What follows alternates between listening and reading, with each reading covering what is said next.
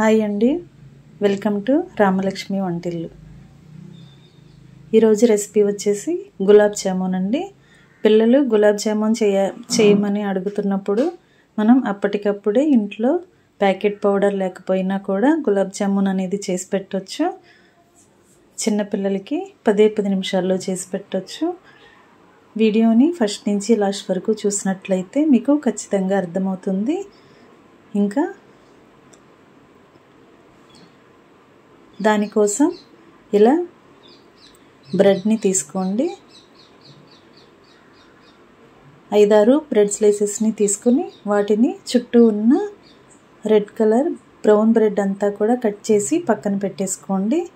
ఇప్పుడు ఒక mixing bowl తీసుకుని దానిలోకి మనం చుట్టూ కట్ చేసుకుని బ్రెడ్ని మధ్యలో ఉన్న తెల్లగా ఉన్న బ్రెడ్ని మాత్రమే గిన్నెలోకి వేసుకుని పౌడర్ లాగా చేత్తో మ్యాష్ చేసుకుని 1 టేబుల్ స్పూన్ మిల్క్ పౌడర్ని యాడ్ చేయండి. మిల్క్ పౌడర్ లేకపోయినా కూడా బ్రెడ్తోనే మనం గులాబ్ జామున్ అనేది చేసుకోవచ్చు.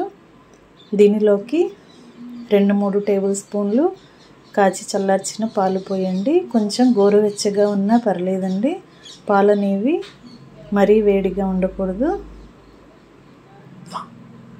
ఎక్కువగా పాలు అవసరం పడవండి. కొంచెంగా పోసుకొని పాలతో బ్రెడ్ మొత్తాన్ని కూడా బాగా కలపండి.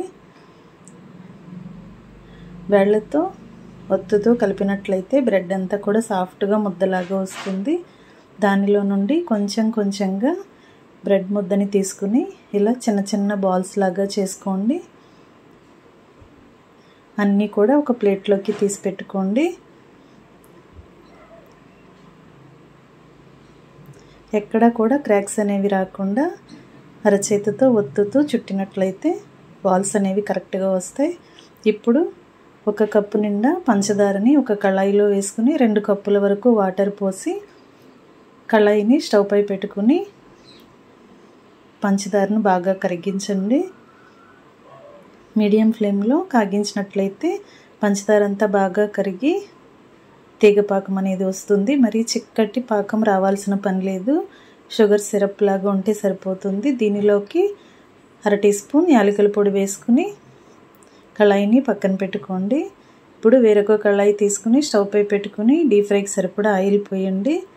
ఆయిల్ కాగిన తర్వాత ఫ్లేమ్ని మొత్తం తగ్గించండి. లో ఫ్లేమ్లోనే మనం జామున్స్ అనేవి డీప్ ఫ్రై చేసుకోవాలి.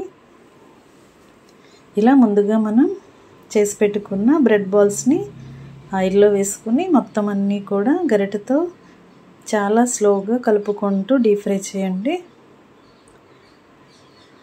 ఇలా చేసుకుని కలర్ కొంచెం చేంజ్ అయిన తర్వాత అన్నీ కూడా తీసుకుని ఆయిల్ అంతా దిగిన తర్వాత కిందకు వచ్చేసిన తర్వాత ముందుగా మనం రెడీ చేసి పెట్టుకున్న షుగర్ సిరప్లోకి ఈ జామున్ అన్నీ కూడా బ్రెడ్ బాల్స్ అన్నీ కూడా వేసుకుని 1 గంట 2 గంటల వరకు పక్కన పెట్టుకుంటే సిరప్ అంతా కూడా బ్రెడ్ పీల్చుకుంటుంది. బ్రెడ్ గులాబ్ జామున్ రెడీ అయిపోయాయి. ఎలాంటి ప్యాకెట్ పౌడర్ లేకుండానే గులాబ్ జామున్ని చేసి చూపించాను కదా, టేస్టీగా ఉంటుంది. తప్పకుండా ట్రై చేయండి. ఛానల్ని సబ్స్క్రైబ్ చేసుకోండి. Thanks for watching.